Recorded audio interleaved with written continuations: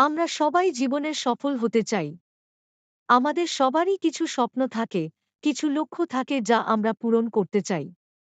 কিন্তু সেই বিশাল সাফল্যের চূড়ায় পৌঁছানোর পথটা কি হঠাৎ করেই তৈরি হয়ে যায়? অনেকেই হয়তো মনে করেন, সাফল্য বুঝি শুধুমাত্র ভাগ্য বা বিশেষ প্রতিভার ওপর নির্ভর করে। তবে আসল সত্যিটা হল, সাফল্য কোনো অলৌকিক ঘটনা নয়, বরং এটি আপনার প্রতিদিনের ছোট ছোট চেষ্টারই ধারাবাহিক ফল। যখন আপনি প্রতিদিন একটু একটু করে শেখেন, একটু বেশি পরিশ্রম করেন, বা কোনো সমস্যার সমাধানে এক ধাপ এগিয়ে যান, এই ছোট ছোট কাজগুলোই একদিন বিশাল সাফল্যের ভিত্তি তৈরি করে।